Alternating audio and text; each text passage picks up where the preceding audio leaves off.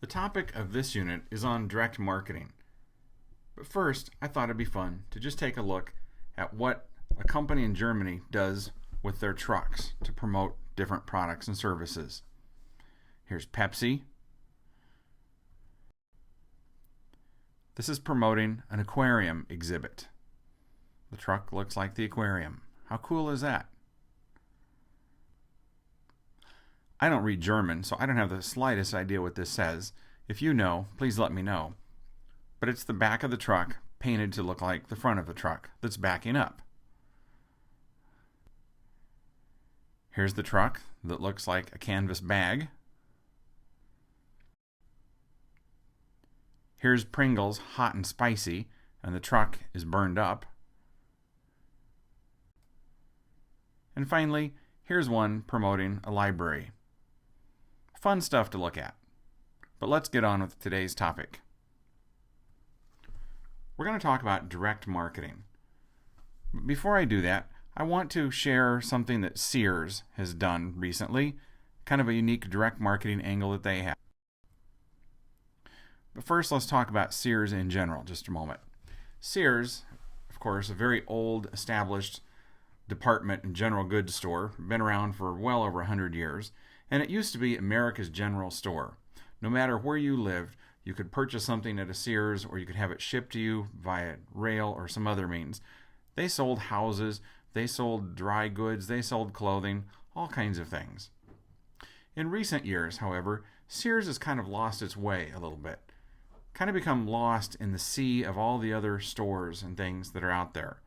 It's kind of hard for people to really understand what Sears is all about. I mean, it's a store where you can still get everything from tools to appliances to clothing to electronics and a lot of other things. But this is an era where a lot of people buy their electronics at electronic stores, or their clothing at clothing stores, or their tools and other items at the big box stores. So Sears has struggled with what really their strategy should be. One of the things they've done right, however, is embrace direct marketing. For example, if you have the Sears loyalty card, you can sign up for that, and they can track your shopping and purchases and things like that. And they've learned some pretty interesting stuff. One of the things I think I may have mentioned prior is that they've learned, for example, that people who buy Craftsman tools are also people who tend to purchase work clothing. And so they've reconfigured some of their stores to put the clothing nearer the tools. Makes sense. But here's something else they've done. With the use of the Sears loyalty programs and loyalty cards, which customers sign up for, and which Sears tracks your behavior and things, these people can now go into a Sears store and check in on their smartphone, and the sales associates know who you are, they know that you're there, they can come and find you through the GPS on your phone, and they can offer to assist you or help you find the merchandise that you would like. Now you might think, boy, that's a scary thing. Well, that's kind of invasion of privacy. But remember, people who are going into the store are voluntarily checking in. Now, this is a very unique form of direct marketing. Direct marketing is all about reaching out to customers as individuals, one-on-one, as opposed to some of the other things that we've talked about prior. Let's look at what direct marketing is. If you know who your target is by name, you can reach them directly. Think about advertising and public relations. Those are mass marketing mediums. In other words, you put ads, or you hope for public relations or things that are out there that many people are seeing, but it's a common message for everyone. It's blasted to everyone. Direct marketing, on the other hand, is one-on-one. It establishes a dialogue and creates a relationship between an organization and a person as an individual. Direct marketing is measurable. Think of companies that do advertising. They can put ads out there, which again is a mass medium, and they know whether or not sales go up or sales go down. And they can generally attribute it to the advertising if it coincides with a specific advertising campaign. And if their ads are direct response oriented, meaning there's an 800 number or a coupon or a website or something that people are driven to, they can track the metrics on that. But it's still a mass medium. But marketing itself is very, very measurable. You know who you're marketing to, and you know exactly what their responses and their behaviors are. Because of that, direct marketing can be expensive. If you want to run an ad, for example, you have the creative costs and you have the media placement costs and some other things certainly. But with direct marketing, you have the time and expense of figuring out exactly how you're going to compile your lists and who you're going to market to, creating your marketing piece, whether it be mail or email or whatever. If it's a direct mail piece, it means you are printing and you have postage and you have other things. But then you have all the analytics. In other words, after the campaign is over, you're analyzing who purchased, who responded, who didn't. And because of all that, it can be a very expensive medium.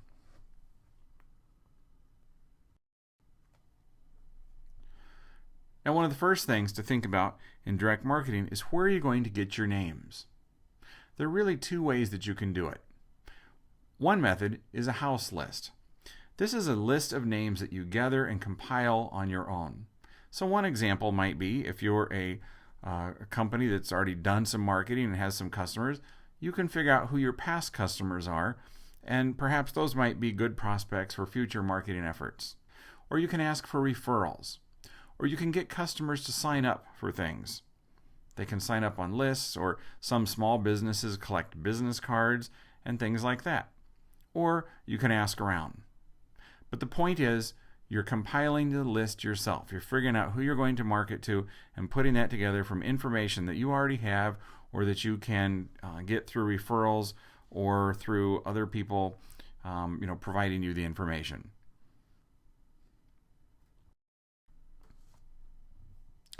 Another way, though, of direct marketing, and this is especially what larger companies use, is an acquired list. That's a list of names that you acquire or purchase from someone else. Common sources include other businesses and especially list brokers. There are companies out there that buy publicly available information from government entities, from Department of Motor Vehicle records. They buy them from other companies, especially magazine publishers and things. And they get this information and they put it into a database and learn, they compile it, and then you can buy the information from them. Now, again, some people will say, well, that's kind of an invasion of privacy. You mean my name is being bought and sold by list brokers? And the answer is yes. They're not doing anything illegal. They're using information that's put again by government entities that is publicly available or that is purchased from other companies. There are many different list brokers available, and some of the larger ones have literally millions and millions of records of information that you can purchase. You provide them the criteria that you want to have on your list, and then you will purchase it with them. I'll provide some more information about that separate from this unit.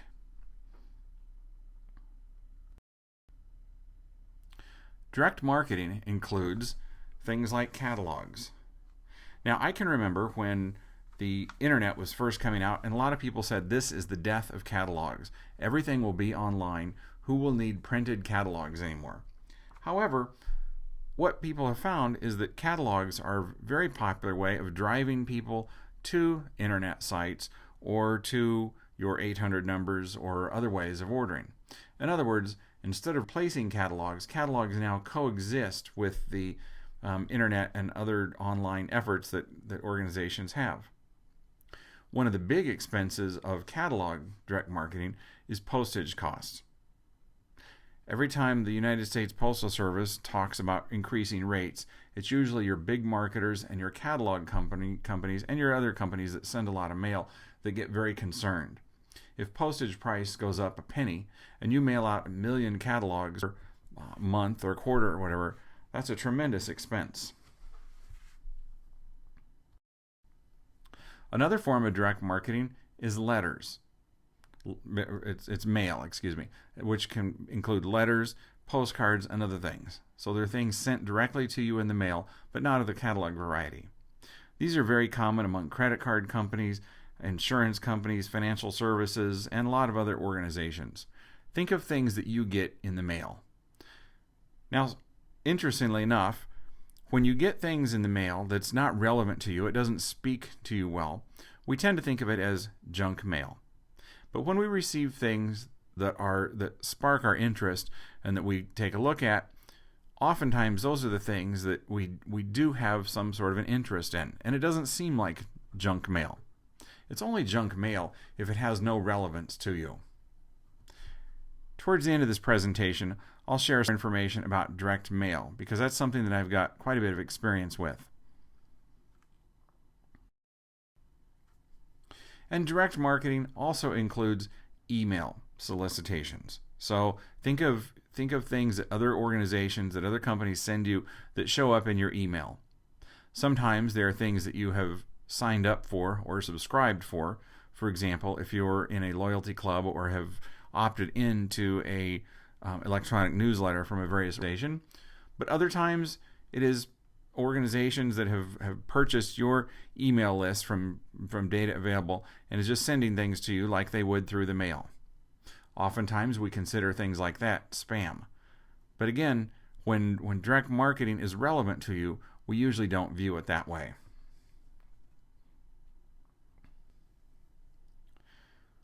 Some of the advantages of direct marketing. One is the ability to personalize it. It is coming to you, and there is the ability to put information on it that is relevant to you. You can put the company can put your name. They can do all kinds of things to customize the piece to you. It is not one size fits all. A lot of catalogs are actually custom produced, although many people don't realize it. But for example, if I order a large number of shirts normally from a direct mail cataloger, from a company that makes direct mail, let's Land's End or something like that, the catalog that I receive in my mailbox may have a larger assortment of shirts than my next door neighbor who receives the same catalog, only instead of having more shirts, there are more ties or footwear or things like that because he orders those types of things. So the ability to personalize is absolutely critical. It's also measurable, and that again is one of the key components of direct marketing. Let's say that I want all of my online students to do something, to purchase something that I'm selling. If I send you an ad, I might notice that sales go up or not because of the ad, but I don't really know who's purchasing. However, if I send you a direct mail piece and it's coded so that you have a response number, you have a phone number to call or a website you visit to respond, I know exactly who purchased and who hasn't. And I can learn from those response rates. I can learn, for example, if I do a big campaign, who responds in terms of gender or demographics or life stages or many, many other things. So you can really get sophisticated with your direct marketing efforts. And direct marketing is also attention getting. There's a lot of creative things you can do to make your catalogs, your mail, and your email stand out from the crowd. Of course, there are some disadvantages. Cost is one I have previously mentioned. You have not only the cost of the development of the promotion itself, and perhaps the media cost if you're going to run an ad, for example, but you have postage costs if it's a direct mail campaign, you have the analytic costs, you have the list costs, and many, many other things. Direct mail can be quite expensive. It can also be seen as clutter. Again, a lot of times what we receive, we think it's just junk. And one of the challenges is that in direct response, in direct marketing, oftentimes a response rate of 1% to 2% is considered pretty good. But what that means is that 98% or so of the effort was not effective. There's limited reach with direct marketing. If I want to reach hundreds of millions of people with my message, I look for mass media vehicles to do that. That's why things like the Super Bowl advertising, even in this day and age where it's all about micro targeting and direct marketing, things like that. But it's why it's so popular. Where else is Coke or Anheuser-Busch or other companies going to be able to reach hundreds of millions of people with a single message? You would never do a direct marketing campaign to hundreds of millions of people. It would not be effective to do so. The planning and production time is also lengthier. If I want to run an ad in a local newspaper, chances are that I could take the ad and have it run tomorrow. It happens that fast. It could never happen that quickly with direct marketing because of all the planning, the list acquisition, the production, the distribution of the campaign, and then the analytics. I know most companies would be very hard-pressed to do a direct marketing campaign from scratch that didn't literally take weeks.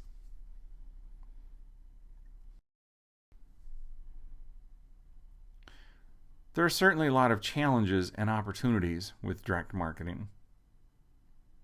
One of the opportunities is that companies are getting very sophisticated in how to marry up purchase behavior with knowing who you are and to do analytics and realize and learn more about you and find their marketing efforts. Visa and other credit card companies are some that have really gotten good at this. When you swipe your Visa card at a lot of places, for example, let's say you're buying fast food lunches 3 times a week, it'd be very easy for Visa to take that information to sell it to another marketer who might be interested in reaching people who are frequent fast food users. Target had some challenges. Target's gotten very, very sophisticated in their ability to target, pardon the pun, but to reach out to their customers and to learn about their behaviors and things. And they've gotten so sophisticated that they've been able to predict, for example, when one of their customers is pregnant. That's based on the change in buying behaviors. Suddenly it's different lotions, perhaps different foods or vitamins or things like that. And they know with pretty good accuracy when a customer is pregnant. Now, there was a situation where a high school girl became pregnant and her parents didn't know it, but Target did. You can imagine how that turned out for them. And so companies that use highly sophisticated information are realizing that sometimes they have more information that they have than really makes sense to use for their marketing efforts. For example, instead of being so in your face with the pregnancy type messages and products and things like that, they're a little bit more subtle. Sometimes our use and common sense with all the information that we have lags behind our ability to collect it. Now I just want to share with you some direct mail samples and things that I have been involved with over the years, just to give you some tips and ideas on things you can do. One of the simplest things is a postcard that is sent through the mail. Here's one for Interstate Batteries. The postcard was a 5.5 by 8.5 size is the size here, so it's a little bit oversized card. But what you do on direct mail, one of the key things is always have an offer. You don't just want to go out and promote something without asking people to do something. For that reason, direct mail and direct marketing is not real good at brand building. That's what advertising is for. But when you want to move them to action, you do something. You can see this promo right here, promoting a 12-pack of 9-volt alkaline batteries for $15. And if you look at the back, this is the front of the card. I'm going to switch to the back. Here's the back of the card. You can see the mailing information and a little bit more information. But you see down there at the bottom, the promotion ends October 31st. And you also get a special bonus, 25% off cell phone accessories. Now the client here, of course, was Interstate Batteries, but this was for the Interstate Batteries has a division that markets businesses to businesses. So other businesses that use battery equipment, like hospitals, police departments, fire departments, and things like that. That's what the specific promotion was. That's why it says call your account manager, and they're offering a variety of different things. But the key here is call to action. You want people to do something, and you want them to do it now. Here's a direct mail campaign for Wellmark Blue Cross and Blue Shield. That's the provider for state employee benefits in the state of Iowa. We worked on a direct mail campaign with them, and the audience was state of Iowa employees because they had several choices of healthcare providers. Blue Cross and Blue Shield was one of them. So this was a mailing that we did, and you'll notice the information on the front of the envelope, the not just the win envelope where you'd put the solicitation, but and the logo from the company, but it's very common to include teaser copy or marketing copy on the envelope itself. Now again, with direct mail and with all direct marketing, it's all about testing, testing, testing. Sometimes companies test their specific offer that they're conveying. In other words, the previous direct mail campaign where they were testing or they were promoting batteries, you could do a side-by-side test and have another group of the same customers that got a different promotion and see which one might have worked best. But my point is that you can also test creative. And through many years of testing, you develop pretty good ideas of what types of things work and what types of things don't with direct marketing. Whenever I've tested campaigns where there is information, promotions and things on the envelope itself, the response rate is almost always better than those campaigns that don't have it. You can see here, this is the back of that same envelope. You even have things like, please open upon receipt. That seems kind of cheesy, but again, these things are tested and they're proven to get people to open the envelope. Once you're inside the campaign, this is the letter that was sent. The letters that are sent are almost always more than one page. It seems counterintuitive. You would think that the shorter the letter is, the better it would be, because in this day and age, who reads things? But actually, studies show that consumers graze copy. They don't get word for word, but they're typically the more information and more words you have in different boxes, different highlights. You can see check marks and things on here for little boxes that are created. Sometimes you have things written in the margins. It all seems kind of cheesy sometimes, but the reason that companies do that is because it works. They're looking for ways to engage you, and the more things they can put in the letters themselves, the greater the chances of doing that. Have you ever received solicitations from, for example, Publishers Clearinghouse or some other companies where you open the envelope and literally there's just, there are stickers, there are little flyers, there are little brochures, there are letters, and all kinds of things going on? Well, those companies wouldn't do that if it wasn't effective in generating higher response rates. Here's the back of the letter. And again, you always want more than a one-page letter. This is a front and a back. It's 2 pages. The reason we print on the back is to save postage costs. Additional sheets of paper would run the cost of the postage higher. Sometimes, though, you do see companies mail out 3 and 4 and even longer page letters. The letter should always be signed by someone to make it more personalized, and always include a PS. Again, testing letters with a PS and without, the ones with a PS typically win. Again, it's all about engaging customers and having them spend as much time with the letter as you can. And perhaps they don't read anything, but maybe their eye catches the PS. That's kind of the rationale behind this. It seems kind of crazy sometimes, but it works. Here's another envelope. This is for a different campaign, but this is one that we did some testing on, and sometimes the color of the envelope makes a difference. This envelope was tested against a white envelope, and the brown one won. This is called a craft envelope, and a lot of times companies use these craft colored envelopes because for some reason the perception is they seem more official, perhaps more likely to get opened. Now you can see some of the things that are on the envelope here. Again, the stamp that says first class mail. Also a little blurb, attention postmasters, and it quotes a government regulation about the delivery of mail. And basically what it means is the mail person has to deliver the mail. Okay? That seems like it makes sense. Why do we put it there? Because it creates the sense that this is more official. And again, these things are tested and proven to work. Sometimes campaigns veer from the standard letter format a little bit. And I'll be honest, sometimes I haven't had as much success rates in terms of responses with things that veer from the standard envelope size. This was a company, the campaign actually turned out well, but they wanted to promote a much more high-end image and were concerned about making their product become associated with just typical direct mail.